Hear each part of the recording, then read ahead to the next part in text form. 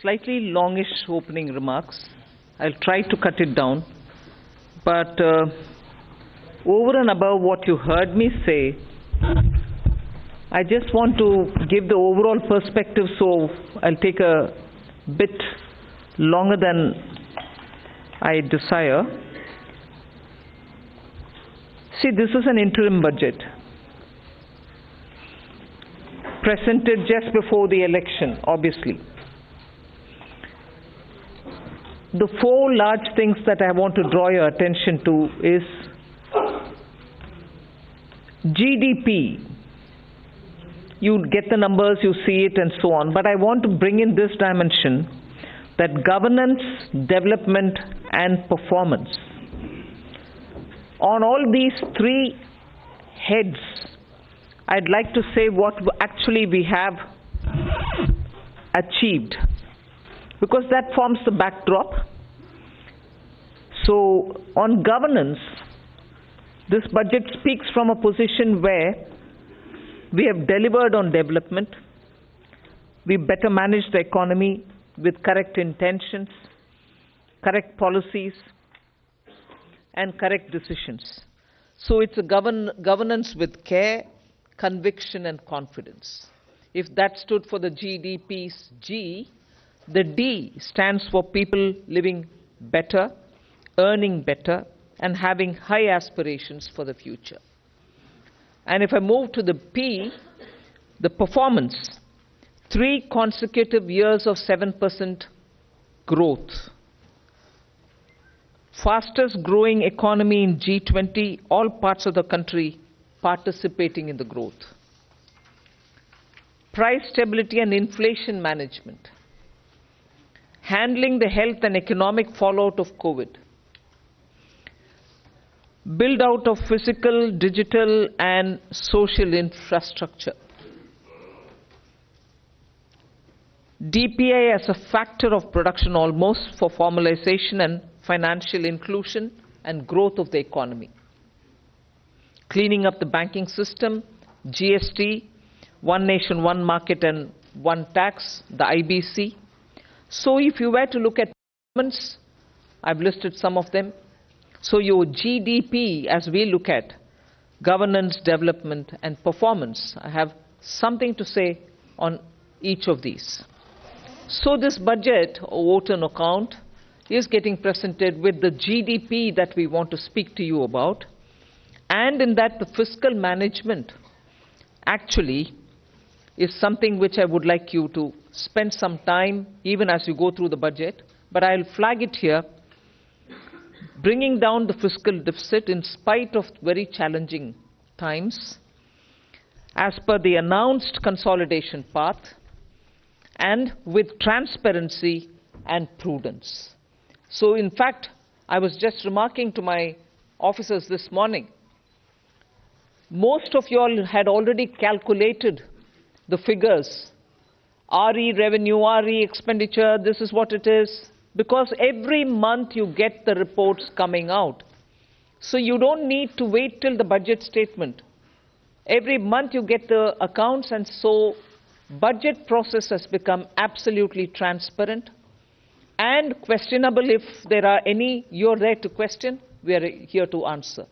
But we set in the process of keeping everything brought on budget and nothing kept aside from it or underneath it.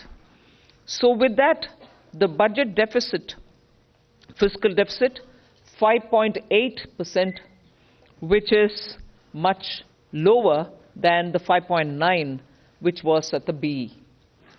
Similarly, for the 24-25 budget, we've given 5.1 as the fiscal deficit, so clearly indicating that we are on track to meet the glide path which was set in 2021-22, and that we are well on track to meet the 4.5% fiscal deficit, on or below 4.5 even by FY26.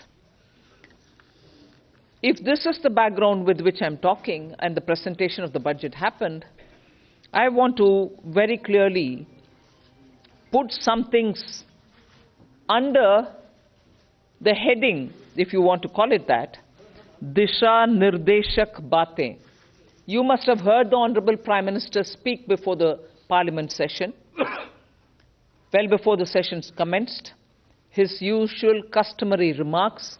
He said the budget will be presented tomorrow and you will have some Disha Nirdeshak Batein in it. So, what are those Disha Nirdeshak Batein?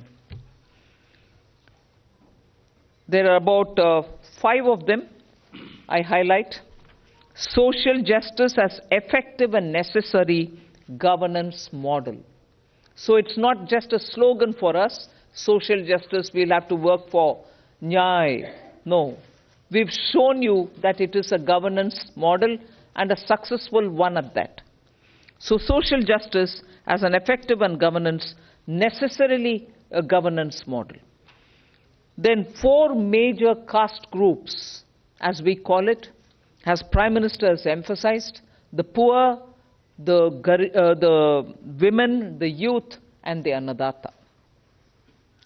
So Disha Nirdeshak Batein, you have the second point. Third, focus on infrastructure. This year again, massive increases of capex happened in the last 4 years. This year too, there is 11% increase, resulting in a very recallable number, 11,111 crores. So continuing the trend of the last 4 years, where capital expenditure has been the route, one for revival earlier from COVID, and now for sustained growth towards towards the Vikasit Bharat goal. Fourth is the using of technology as a huge opportunity. DPI as almost a new factor of production.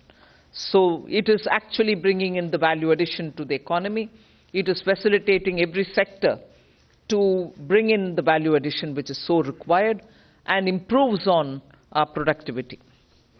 And the last Disha Nirdeshak Batein is high-powered committee for extensive consideration of challenges arising from population growth and demographic challenges.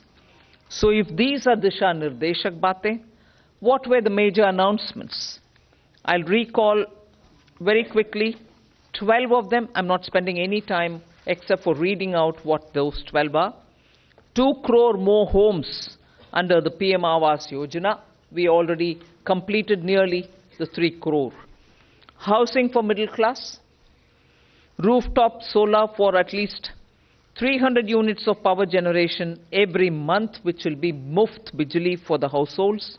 There will be some assistance and some kind of a funding which will be extended. So you're generating renewable energy, providing the renewable energy generators the free they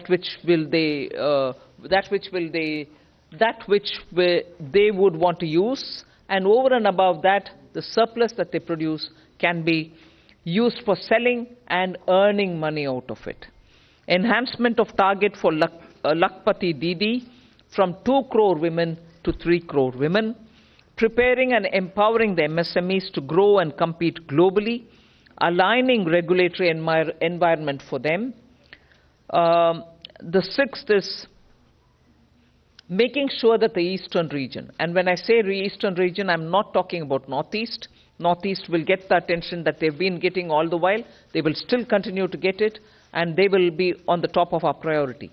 But when I say the eastern region, I'm talking about Bihar, Jharkhand, Chhattisgarh, and Orissa, making sure that they will become the engines of growth for the new Amritkal India that we are trying to use as a bridge towards leading to Vikasit Bharat 2047. And Eastern India, I've missed out on West Bengal, please add it, Bihar, Jharkhand, Orissa, Chhattisgarh, and West Bengal. Next generation reforms will be carried on, building consensus with states and stakeholders for reform, perform, transform. 3 major corridors which are programs for railways, for logistics efficiency, and they have been explained.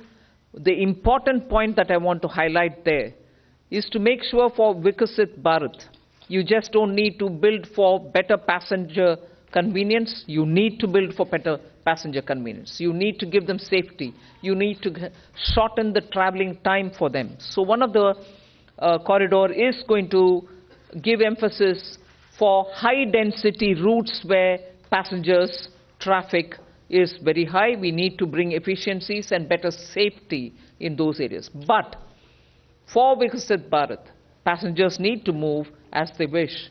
But equally, materials, raw materials, building goods, cement, rare earths, minerals, we need them to move efficiently as well. So the corridor will take care of that as well. So the synergy between movement of people and movement of goods is what is being highlighted in the three corridors that we're talking about. Ninth announcement, that is urbanization, looking at Metro and Namo Bharat. One of the railway related things which I missed out on telling you, 40,000 bogies are going to be improved in the standards with which they can be effective rolling stock and also give the convenience in the passenger experience inside the bogies as well. So 40,000 coaches are going to be brought up to the level of Vande Bharat standards. Metro and Namo Bharat I did mention, so that urban transformation through transit-oriented development can happen. The 10th announcement which I draw your attention to is 1 lakh crore corpus for research and innovation by private sector. So that's coming in at the 10th. 11th is boost to tourism, including spiritual tourism. Interest-free loans will be given to states so that they can build on iconic tourist centers. And the 12th one is supporting reforms in state. They are separate from the development of tourism centers, and therefore I want you all to have the clarity that help to centers are supporting reforms in state is slightly different from boost to tourism. There will be a white paper on economic performance of the last 10 years compared with the previous 10 years. The 12th announcement is so much a statement that I would like to make, which is what I made in the budget speech as well. Government has got the trust and the confidence and the blessings of the people based on its exemplary track record of GDP, as I said, governance, development and performance, effective delivery, and also on Jan Kalyan. So highlighted points have been realized as goals of Vikasit Bharat till now, and they are the realizable goals also continuing to be so, because what we want to underline is we govern with good intentions, true dedication and hard work in the coming years, and that's why Amrit Kal is also now called Kartavya Kal. In short, that's the budget. Thank you very much.